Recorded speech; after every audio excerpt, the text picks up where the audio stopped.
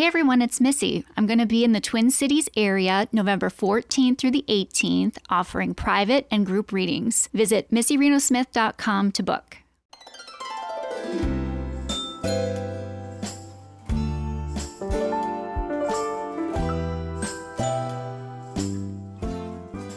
Hello and welcome back to In Spirit with Missy Reno Smith. And I'm Vanna, and this is our Halloween special. Something a little bit fun where we talk a bit about the Warrens, some Halloween films, and just kind of, discuss some of their cases as well. And their current movie, their newest movie about the Warrens, one of their cases, their small family case, The Conjuring Last Rites, too. We watched that one, and that was an interesting film. They're always interesting. Yeah, I mean, they're always, very theatrical, kind of, it's loosely based off of, the real cases and all that. But, this one, I think, particularly was strayed very far from their real-life case that they had, you know? I feel like the furthest is, this was the most, fantasy out of all the films, I feel, I might say that they're all pretty fantasy. They're all pretty fantasy, but I just felt like this one particularly. Right, I mean, maybe it's because mostly, they were focusing a lot on the daughter, Judy, and her husband, Tony, in this film. So they were kind of there was a lot about that. Okay, so if you haven't seen it, this is a classic handoff film. They are, handing off the roles, so we can expect some more Conjuring, but with the daughter and her husband. I can't really envision myself watching more of the Conjuring films without Ed and Lorraine Warren, they're the staple of the films. Sure. That's why you watch it, Yeah. Because it's for them. Right. And all of their lore surrounding them, and but this film is about supposedly their last case. This was their last case. The Smurl family in 1986 was their last case. Okay, can I ask you why it was their last case? Well, I might have some opinions on why it was their last case. Sure. And, they might have some different things. They were getting older, which is, the reality of the situation. They were getting older, and things get a lot more difficult to do. And all the publicity, that's all very difficult to deal with. I personally think it was their last case because there was a lot of kind of far-fetched stuff, and they weren't getting too much support from the church. Just from what I've read, they weren't getting too much support from the church. Yeah. Saying that, yep, this is what the Warrens are saying is true. Right. So, the church gave them some legitimacy. Yeah, they gave the family some, we believe that you guys are experiencing something frightening, but we don't believe it's something demonic. And we'll talk about that in a minute here, but it's they weren't getting as much just support all around. Everyone's going, this is this is a pretty nutty case. And in the movie, they didn't really talk about the craziest parts of the case, of the Smurl family case, which, it's loosely based off of it, Conjuring Last Rites. Let's just, what was the Smurl case? Just the basics. What exactly happened there? Yep, so I'm going to read what happened from the Warrens' website first, okay? And then I'm going to read a newspaper clipping from 1986, just talking about what was kind of happening at the time. So, from the Warrens, their website, their own website, which is warrens.net for people who want to look it up. From 1974 to 1987, the Smurls claimed they were at the mercy of ghosts. After flood damage forced them from their Wilkes-Barre home, Janet and Jack Smurl, along with their youngest daughters and Jack's parents, moved into a Chase Street duplex in West Pittston, Pennsylvania. A bit of a fixer-upper, they put their efforts into repainting, retooling, and repairs. It was at this time that the eerie activity began. Okay, initially the episodes were... Could I stop you right there? Mm-hmm. I just want to say, okay, just from just what you've said right there. Yep. Okay. Well, it's odd to have things happening to follow you from house to house. It can happen. Yep. Okay. But what is interesting is if you start working on a home, sometimes you stir things up that might be there. Yeah. So, all right. So I'm just throwing that up. Yeah, it is very classic horror movie trope and a little bit of truth to it. Yes. The ghosts are like, why would you mess with my things? Yeah, leave my house the way I want it. Yeah, just don't touch my stuff. Yeah. God. I don't like my stuff You don't want to touched. know what I was hiding in that vent behind the wall. Okay, so initially the episodes were benign. Tools went missing, then reappeared. Old wall stains seeped through fresh coats of paint. Then the kitchen appliances caught fire even though they were unplugged. The awful odors overwhelmed the house, only to disperse moments later.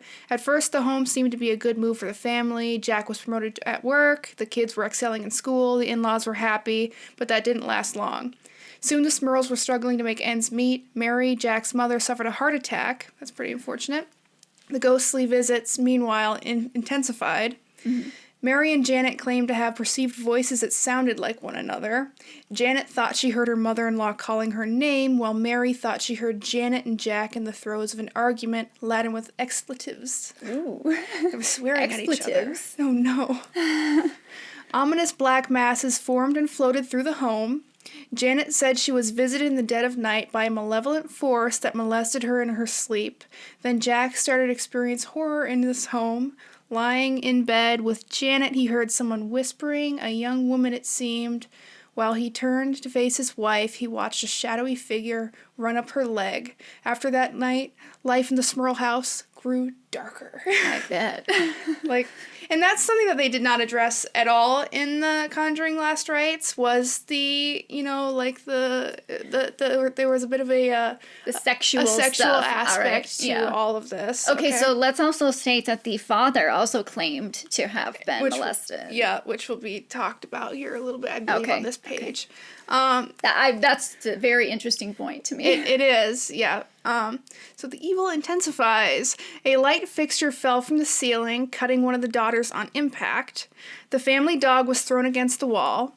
Janet said she was picked up by an invisible presence dangling some 6 feet in the air and then tossed across the room. Jack claimed a succubus entered the living room and raped him while a baseball game played on the TV. Even neighbors reported hearing screams from the house while the family was out. So... what's a succubus? So a succubus is supposedly a demon that seduces men. Okay. To try to get them to sin and whatever. But it's typically a female. There's an incubus too. There's also a male version of this to try to seduce women. Yes. So there's 2 different ones. So this is like a type of demon to try to seduce men. Like historically, it's thought of that a succubus would come to men in their dreams and start enticing them, hey, look at me. Mm-hmm. I'm like a pretty little demon or something, mm-hmm. And then it would make them sin and force them to, wreak havoc in their lives, sort of thing. So it's a weird... Who came up with the idea of the succubus first? Was it the Catholic Church or was it before? It might have been. Let me quick Google that. I believe it was medieval beliefs here. Well, it traces back to the demon of Lilith. Lilith is, if you don't know, she was before Eve. She was the first woman before Eve. Yeah. And something was not quite right. Adam was not happy. Mm-hmm. And so God created a new one out of his rib. That would be Eve. We don't talk about Lilith very often. And then, Lilith, there's all that stuff surrounding her that she then became a demon. Mm-hmm. So this sort of is part of that. Was she sexually liberated? Because probably. that's probably why she was turned into a demon by the church. Yes. I mean, and I don't know exactly about way early on, whatever, but I know that she is kind of used as a symbol of sexual liberation in modern day, So that, and that's a problem. And everybody, I think, if you know me, if you listen to this show, mm-hmm. My thoughts on demons and that is we really need to just let go of that. Yeah. I mean, are there negative things out there that have turned away from God? Sure, they're just like us. Yep. But they're not. Because we're humans. We can err. Mm-hmm. We're not perfect. We can do that. We have the free will to do that, God, if we want to turn away from God. And that was all done in God's great wisdom, too, because those ones that turned away, they offer us lessons that we can't learn from people who are in God's light. You know, they commit acts that not everybody could commit, and we're all here to learn, and that means sometimes we're here to go through some pretty nasty stuff. But, you know, but the idea that something is like a demon with power that could challenge God, I mean, that's laughable. Nobody can challenge God. God is all-powerful, God is all-knowing, God is omnipresent everywhere. I mean, seriously, that there's no challenge there. God's not challenged. And then to accuse his perfect angels of falling, that really bothers me. We all know that bothers me.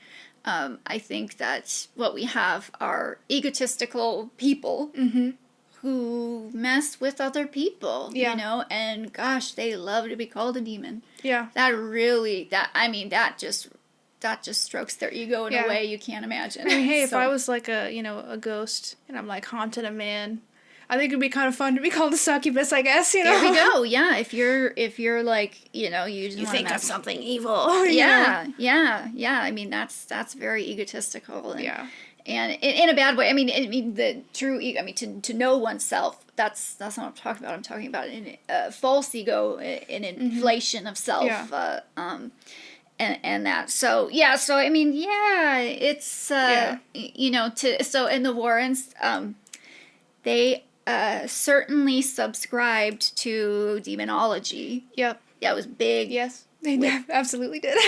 that was huge with them. And I think, too, and I am not here to criticize, or I'm not here to, I don't know, like, I'm not trying to be, like, all, like, I'm not trying to be all negative or anything, you know? Like, if you like the Warrens, like, great. I mean, go for it. I love the Warrens as, you know, their inspiration for horror and all that. Yeah, we love horror. Yeah, and I think they were nice people at heart. They had good hearts. That's actually, this is a great point. Because I don't think that they came out here as, like, oh, we're gonna trick everybody and we're gonna make all this money. I don't think that's what happened. I mean, I truly think that if you have these abilities, you can have them in varying degrees, you know, and Lorraine Warren declared herself as clairvoyant. Clairvoyant. We all use different words, right? I use psychic medium because it describes both of the things that I do as a medium. A medium is always a psychic or a clairvoyant. A clairvoyant isn't always a medium. Now, she probably, based on all the things that she would talk about, I would say she was probably a medium. Communicating with spirits and such. So not everybody does that, but they can maybe, you know, they're intuitive and they receive. Okay, so but when you come at this with these really strong beliefs, you know, if they're already Catholic and they already had these strong beliefs about God and the devil and what they, you know, believed, you know, so then when they see things or they're going to lay that on top of it. And this is true for anybody. So I think it's really important if you have abilities like mine that you come into it from an open place, not trying to put earthly things on top of it, but rather to allow just God to be your guide. And that doesn't mean that I don't love and respect all religions and all of that. I really do. But I'm not here to apply earthly teachings to something that is divine. And you know, I'm just not going to do that. There are so many beautiful and positive things, particularly about the Catholic religion. Oh, yes. But just the one thing that isn't so as beautiful or as positive is just the demon side of it, you know? And it's all about control. It was all about, like, we need to scare people to control the population. I mean, we all know that the Bible was changed. You know, stories were taken out. They were changed. You know, the Bible was a living thing. It was constantly added to new stories and stuff. We've had 2,000 years and nothing's changed, and that's odd, you know, because God didn't stop talking to us. God continues to talk to each and every one of us. We need to make a Bible part 2 sequel. But part 3 actually would be, but, like, you know, it's just interesting that everything got closed up like that. So anyways, you come into it with certain beliefs and you're going to those beliefs, they're going to trickle into what you receive.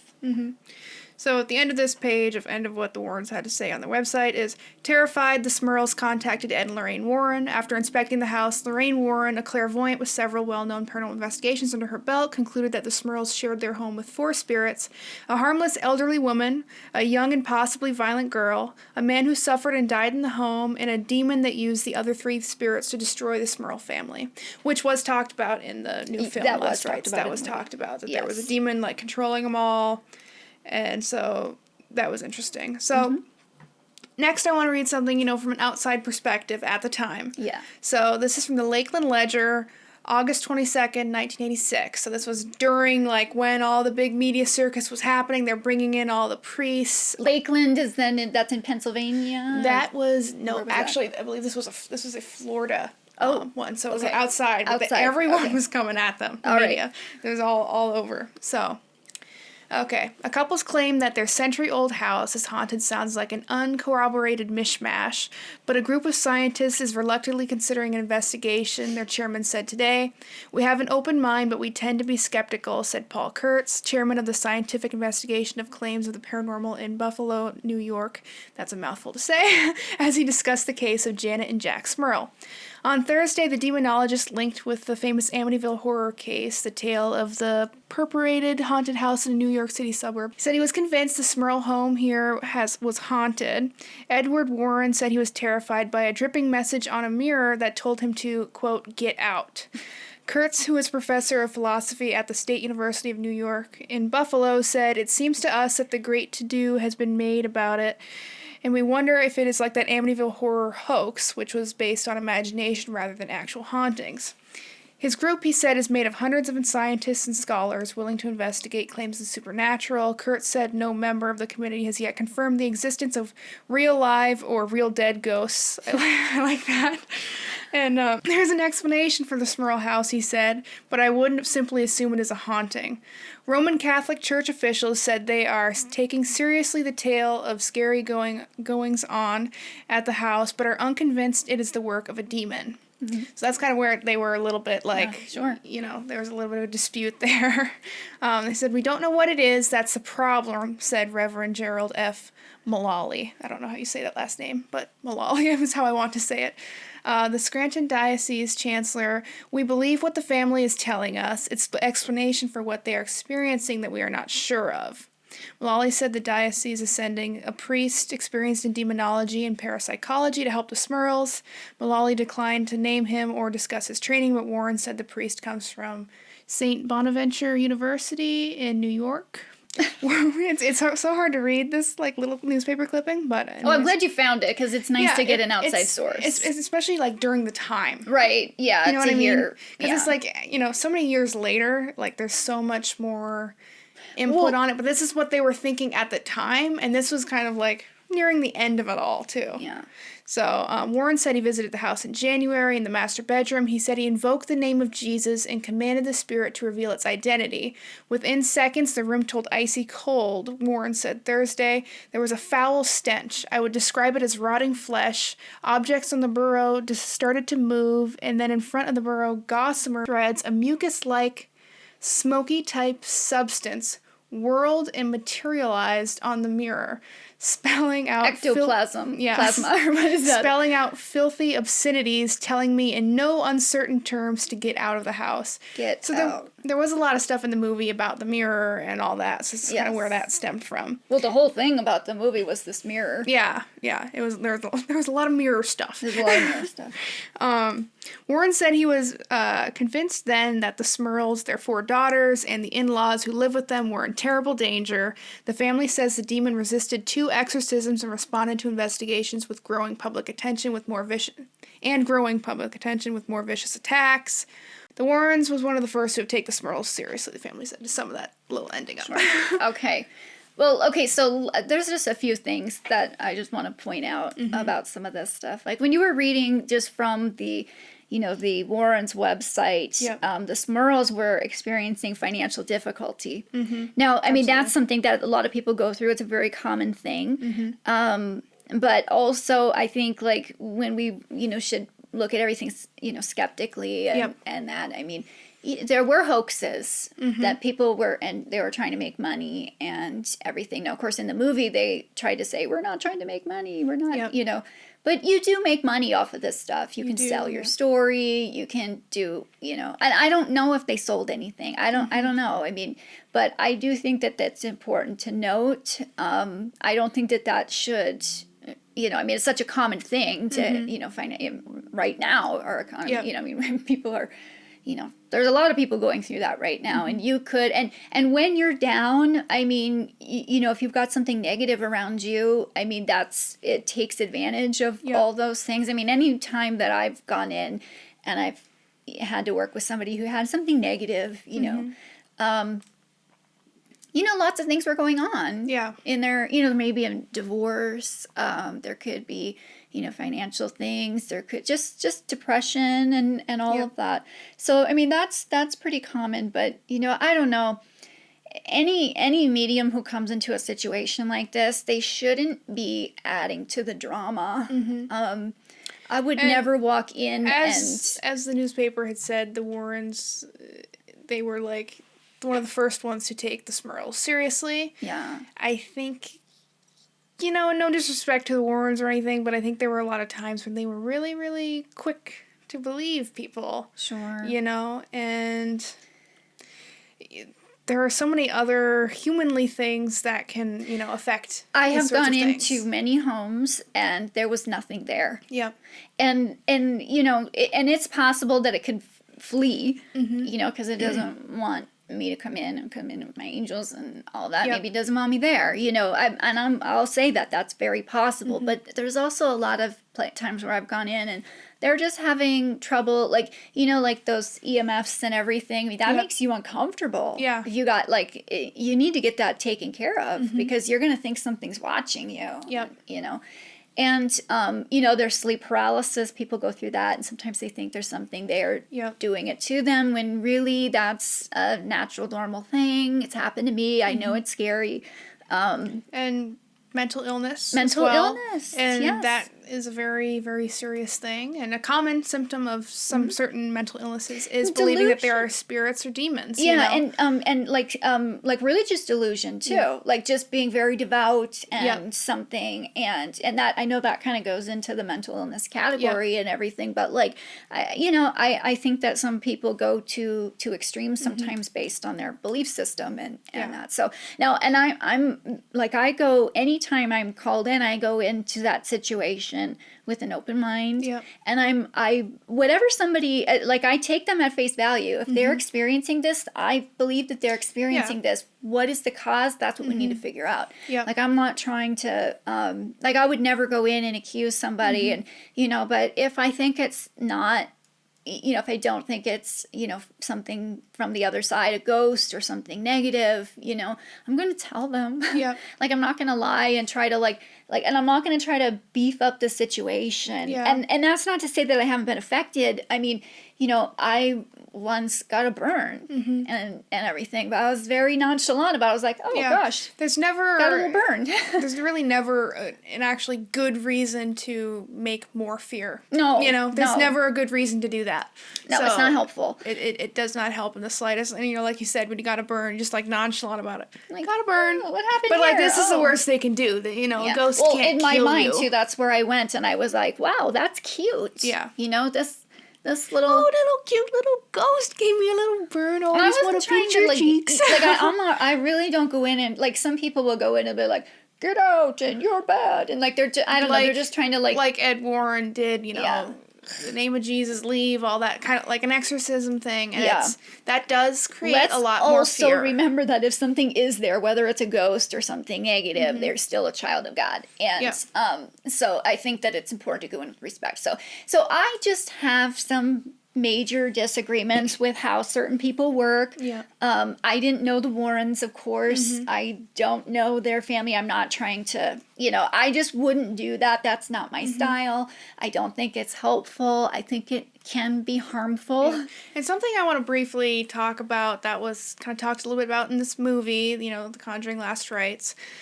There was, some things about suicide. Yeah. And the beliefs that it can be, and I've heard, other past stories and things, reading, in horror movies, but also like real life stories where people believe someone committed suicide because of a spirit or a demon. Yeah.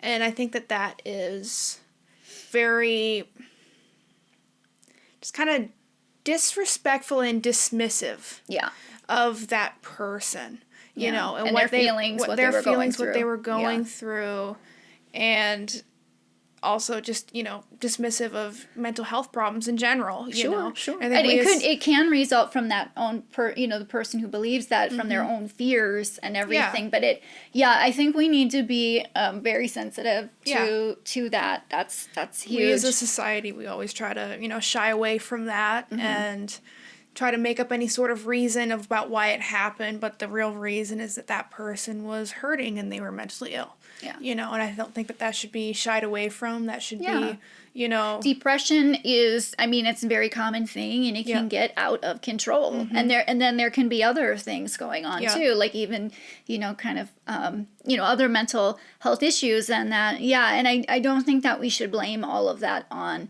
the supernatural. It's per se. I think it's harmful overall to society to not blame it on anything other than this was illness. And it can be helped. You can get treatment, and it's important to seek help and to help these people. And it's just unfortunate, with that sort of scene. I felt, not like hating on the director or hating on anything like that, it is a horror movie. It's fiction. But it is just, I just wanted to address that as a whole. For the real life stuff, mostly, it's a movie. But the real life situations, people actually believe that. That's unfortunate and dismissive and disrespectful, I feel. Personally. Well, I think a lot of people too, if anybody has actually experienced a negative thing in their home though too, they will tell you that depression is one of the biggest things. So that's, that is a thing, but it's not okay to call that. I've never had anybody, and it makes someone feel hopeless about, this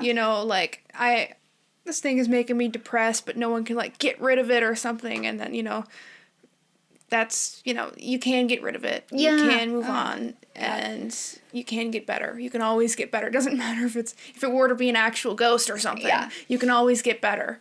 You can. I've never had I've never had a hopeless case. I've never been like, oh, there's nothing we can do. You got to move. I've never told somebody There's never to move. a hopeless case with spirituality or mental health, there's never a hopeless case. Go get help. It feels hopeless, I can understand that, but there's it isn't, that's just being clouded by the depression and all those things. And that's when people do unfortunately commit suicide. They feel so hopeless, feel like there's nothing that can help them, but the reality of it is that there is something that can help them. There are people out there that can help. Right. If you're feeling that way, you need to go find that help.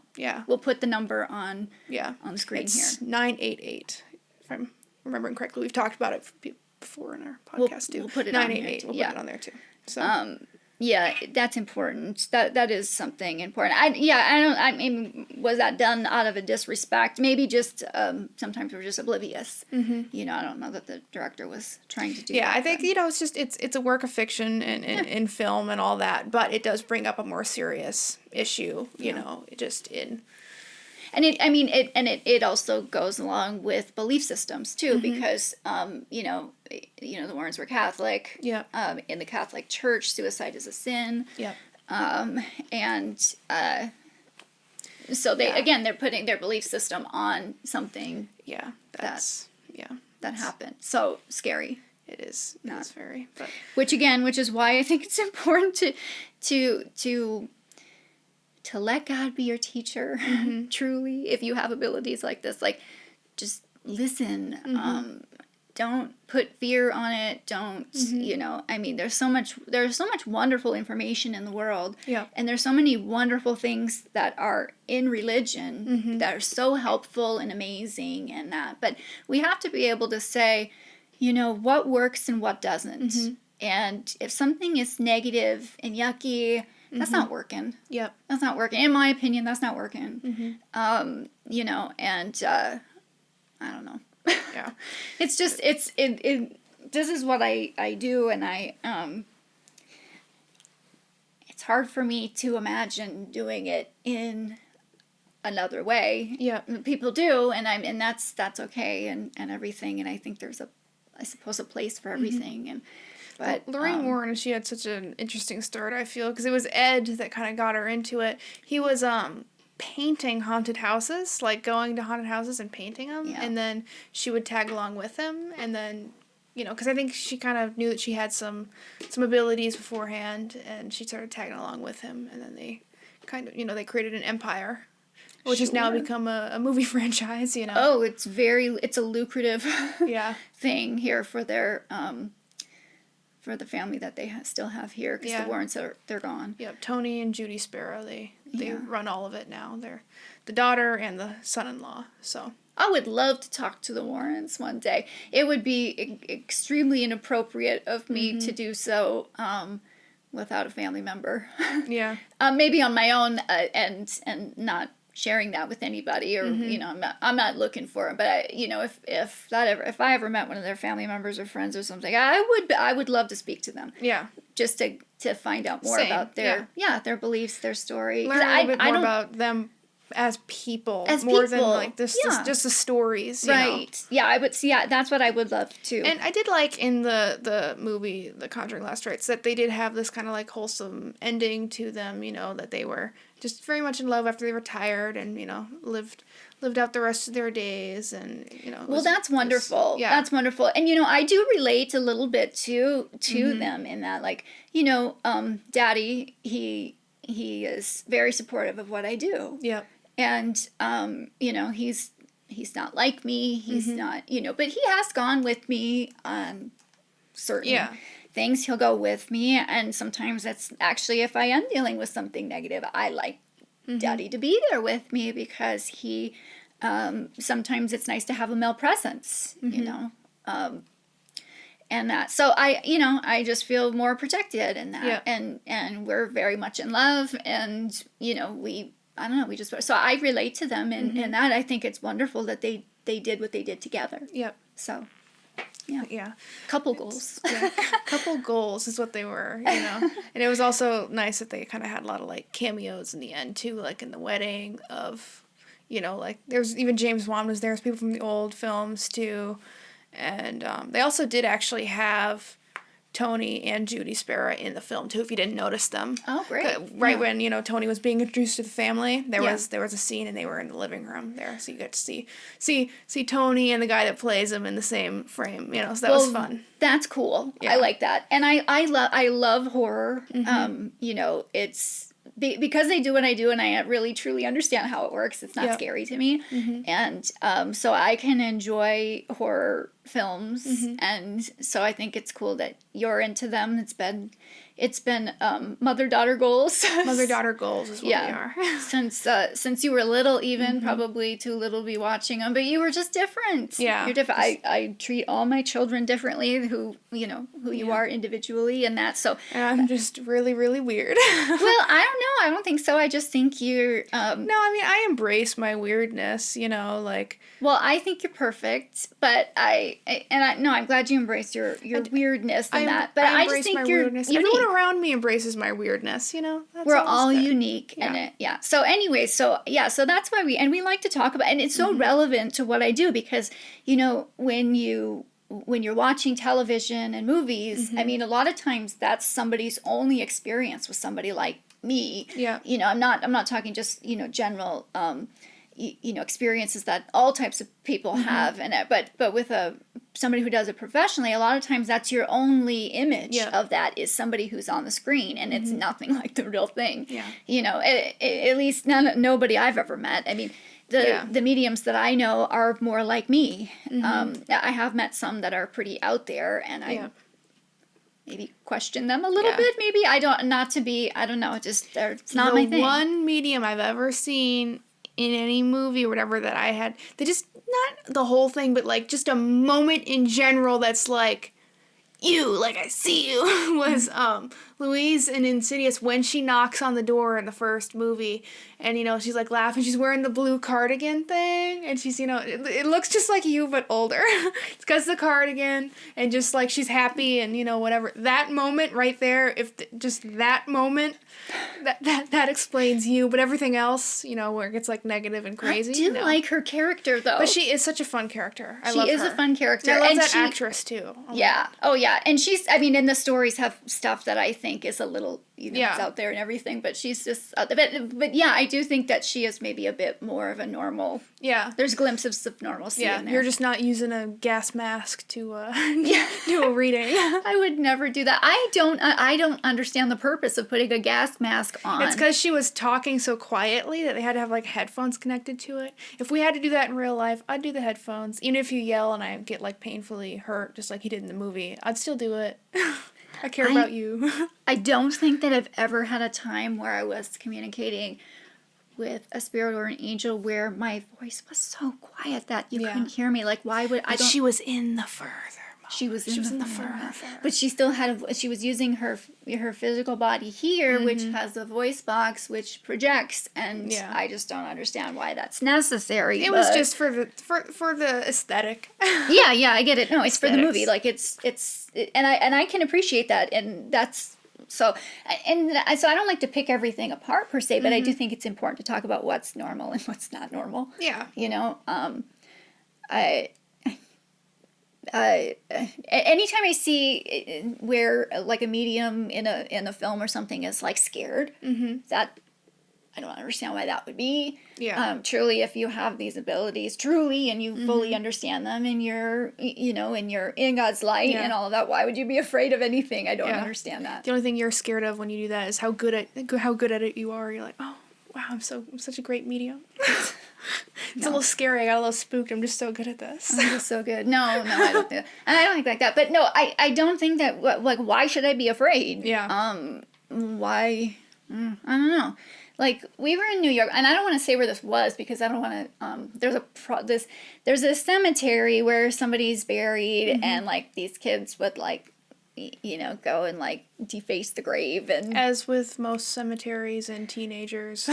Anyways, yeah, and they would come and they would do, like, they were, like, doing some pretty nasty things here, you know, having parties and everything. And anyway, so I went out with this group and we were investigating, and there was something negative there. I mean, there just was. I mean, it had nothing to do with this woman. The truth was her grave was just very ornate, and it, like, drew the eye, and so then everybody would call her, like, a witch or something. I don't know. It was unfortunate because she was a lovely lady. And, you know, but there was something negative that was sort of drawn to that, and it had nothing to do with her or the fact that it was a cemetery. It just had to do with the fact that there are all these kids coming out here. And sometimes, you know, there's something negative, or, you know, it'll be drawn to that. Yeah. You know, anyways, it was really gross. This thing, it was trying to be. Yeah. Like, I was afraid of it, but people were afraid of it, you know. I wasn't afraid of it, but we got a photo. I don't know if we find this. I don't know where it is. Like, we move a lot, so I've lost some things, but, like, we did have a photo of it above my head, and, like, it was like this, like, fog or smoke or something, and there was like a really ugly, gross face. So I hope I can find it for this. I feel bad telling the story if I can't find the photo, but, like, I don't know, like, so, like, you can see ugly stuff and everything, but it's not scary to me. Yeah. It's just ugly. You're just like, ugh. Yeah. Another case we had where there was something negative was, you know, Daddy was there and he was filming, and a couple of things happened while we were walking through the house. Like, there was like a print on, like in the condensation on a window. There was a print that appeared that we were like, whoa, where'd that come from? It wasn't there before. And then we saw the male of the house, something was scratching him. We saw it happening in real time. Yeah. You know, and we caught that on video, and it was just like a pixelation, and then you could see the scratching going across the skin. That was in real time. We witnessed that. So that was pretty incredible. Yeah. To see something happening, like, from beyond like that. There could be such, you know, extraordinary cases like that, but there's no reason to ever really fear it, you know? It wasn't scary to me. What else is it going to do other than maybe, you know, like, Give you a little spook, a little jump. Yeah. Well, it was scaring that there was a child in the home, and that's and that's really why I go in if there's a child that's scared, But like threw a shampoo bottle at the female of the home. So I mean, sometimes these things can do something that can. So I don't discount that. Like sometimes people are like, well, you think that they can't do anything. Well, no, I know that they can. I've seen it. I've been burned. And it was cute. It was such a cute little burn. Like, oh, you cute little spirit, you. Yeah. And I'm not trying to I'm really not trying to antagonize anything by saying that, but I'm just saying I see you for what you are. You're just like me. Like you can't do anything. You don't have any power. Like you just pretend to, So there's no reason to be afraid because, God has more power than you. Yeah. And so anyway, so I don't know. Like there's all these things can happen, but it doesn't mean you have to be afraid. If you go in there and you're fearful, you're adding to the drama. And you're whatever. Because there's moments where they were scared in the film, and in The Conjuring Last Rites, like where they were having experiences and they're screaming and oh my God. Well, in every film, Ed and Lorraine Warren end up being scared or something, Yeah. And they always, Lorraine Warren, she always had that demon attached to her, Valak. And then now they were setting up this one for Judy to have a demon that's been attached to her. Since she was born, Ooh, it was very dramatic. So dramatic. It was very, very dramatic. Yeah. Gosh, I wish my life was that dramatic. Yeah. That'd be interesting. Oh my God, I'd be so wealthy. But I don't know. Like my life isn't like that. Like I think sometimes people think that I have been called a witch. Yeah. Like I've had people or they witch. It's not more like it's more like are you a witch? Or I don't even know what that is. Yeah. To be honest, I really don't. Like I know what the people, the nature, whatever. But other than that, I have no clue what that is. We're getting near the end of the episode here, but I do want to quickly mention about witches. Most of the time when they accused these, typically older women of being witches, is because they wanted their property back in the day. Ugh. So literally they would kill these women because they wanted their property, wanted their stuff. And so, did their husbands die or something? Their husbands, usually, they were widows. Okay. Yeah, usually their kids were grown, or their kids were gone, or they didn't have children. Yeah. And oftentimes, because they wanted their property, they wanted things, and then they would, make them go through these, fantastical, this will prove if you're a witch or not. Like, they would shove you in the water, and if you floated instead of sank, then they would kill you. Oh, you're a witch, so you floated when we tied you up and threw you in the water. But also, naturally, women float more than men because we have more fat on our body. Too. Sure. So, kind of sexist way of testing if you're a witch. And there were so many other ways, of, fire and whatever. It's just, it's awful. And modern day times, people still accuse older women of being witches, and it is because of them wanting their property. This still happens in other countries. Yeah. Sometimes you'll see a headline where a woman is killed, and she's been accused of being a witch, and I don't know, you're just taking stuff from these people and hurting them or killing them, and it's just that's in no way okay. Yeah.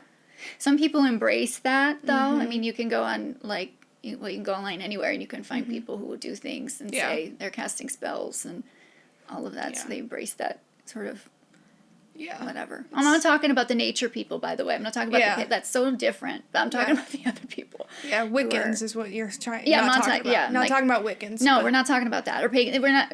I'm talking about people who are embracing that and trying to be all.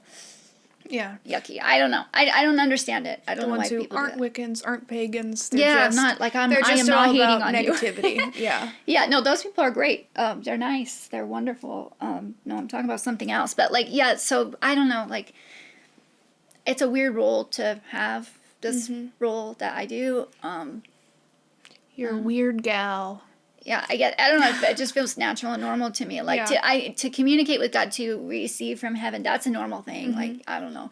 But I get why people think it's a little weird. And so if you're watching movies and you see, and you just that's not me. That's not anybody I know personally that I'm close with as a medium or that, I don't know. People I've met who try to tell me that they are that, maybe they fit that mold a little bit sometimes. And I'm not trying to be mean. People have their beliefs, and there's a place for everybody, I guess. But I don't know. I mean, I do think though sometimes it can be harmful, And, like, if you have something going on, you know, reach out. Yeah. You know, I don't do a whole lot of these anymore. I don't do a whole lot of investigations. If you got something, like, I'm not coming out, though. If you got something really strange, really, really bad, you know, we'll be there. Yeah, we'll come with cameras. I'll have some cameras. Truly, though, if you really do, if you have something, like, let us know. Like, it has to be big, though. And, like, it can't just be cute. Like, oh, we've got, you know, because people are like, oh, I've got this ghost and does these wonderful. Well, great, lovely. Yeah. You know, talk to the ghost. Tell it to go home because it's if you got something that's like, this is pretty serious. Yeah, if it's serious. Yeah. Then let us know. We'll come. You know, we'll see what it is. It's not my thing. It's never been my thing. But, like, I'm interested in doing it. You know, you'll come out. My husband Chris will come out. Whom I refer to as Daddy on the show. I don't call him Daddy. Just Vanna's my daughter, and we that's how we refer to him to our children. It's how I refer to him, but it's never how you should refer to him. Yes, I don't. No, only when I'm talking to my kids. Yeah, so somebody asked me that, like, do you call him Daddy? No. Yeah. No, I do not. I call you Mama, I call him Daddy, even though I'm 20 years old, but it's habit. That's how we do it here. No, we like it. And I will always call him Daddy to my kids, so I'm talking to my kids on the show. But no, if you have something, and, you know, if we can't come out and you bring somebody else out, that's great too. There's wonderful people out there. If you bring somebody out and they're trying to turn it into something bigger, if they're trying to raise the drama factor, if they are, if they're scaring you, something is wrong. Yeah. That's not right. Yeah. That's not how we do it. I just want to come out there, you know, maybe capture a scratch or something, maybe a fun photo of, like, seeing the ghost, you know, you'll do a blessing, you'll actually get rid of it, positive, whatever, and I'll be there maybe cracking some jokes, you know. It'll be fun. It'll be a good time. Silly. But I also want to say, too, like, we've done some readings on the show recently, and we're getting some feedback on that. Like, people want to see more of that. And I'm kind of thinking, like, we want to do that. So, you know, if you want a reading and you want to, like, be on the show and you want a reading, you can reach out. Yep. There's, you can go to MissyRenoSmith.com, go to the In Spirit link, you know, at the top of my page, and you will find a form you can fill out if you want to be on the show. Now, I'm thinking, we've done some long readings. I'm thinking we might do some episodes where I read for a few people. Yep. Just some shorter things. So we're still kind of working things out, but I just want to put that out there. Like, we are looking for people. Yeah. If you want to be on, you can reach out. If I know you, if I've read for you before, don't bother, because we need people that I don't know. Unless you have like a incredible story to share that's like uplifting and something, like, then we'd love to have you on, even if I know you. But ultimately, the goal here is when I do a reading on the show, it has to be somebody I don't know. Yeah. So and I've never read for, and you're just not in my sphere. So that's who we're looking for, and I just want to point that out. Also, just to add, we're still filling, at least as of right now, we're still filling some spots for Minnesota. Yeah, we did have that mentioned at the top of this episode. There's a little play thing. That's November. That's mid-November, 14th, 15th. So we're still filling a few spots for that. Also, I'm filling spots for Orange County, California. That's going to be January. So go to my website. That is the way to book. You have to purchase the session to book. I mean, I do it differently now because it you know, but just if you reach out to me, if you know me, if you reach out to me, I'm just going to direct you back to my website. Yeah. So just go to the website. Pay for the session. MissyRenoSmith.com. Yes. Go there. Yeah.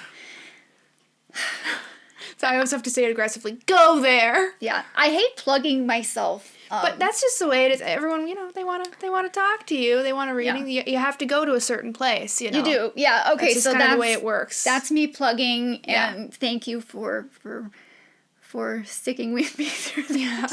It's so uncomfortable. Yeah. Well, it's just that's just kind of life, isn't it? You know, it is. It's always a little weird. I'm going to plug everything else too, because I have portraits of archangels. We're starting to put some jewelry up. That's you know, like I just have a few pieces up right now, but we're putting up more. I'm doing custom things. If you want and also my team, we're doing custom things for people. If you want like a ring for your guardian angel, or like maybe your mom who passed away or something, we can do that. Yeah. And, we're going to have some things like ready-made coming up for that type of thing, to remembrance jewelry. And then also I do custom portraits if you want a painting of your angels, loved one, I don't care, whoever, you in a past life, we've done those. Yeah. Just fun stuff. But if you want something like that, go to my website. Go to MissyRenoSmith.com. And I will say it aggressively again. Be there. Be there. Be there. Go there. Check it out. I'm adding new information as well, just fun info thing. People might keep going back, because we're going to be adding more info about about the angels, about the different phylums, about gemstones, because I love gemstones. That's why that's why I do the jewelry, guys, because I just like gemstones. You like shiny things. I like things that sparkle. Yeah. So, and I've always collected gemstones, and I've always designed jewelry, and so I'm just adding it to what I do. Yeah. So, anyways, I think that's all the time we have. Thank you for joining us. Remember that God loves you, and I'm sending angels your way. Bye. If you'd like to learn more about Missy Reno Smith, please visit MissyRenoSmith.com to book a reading and purchase her artwork. You can find the In Spirit podcast on TikTok, X, Instagram, Facebook, and wherever you stream your podcasts.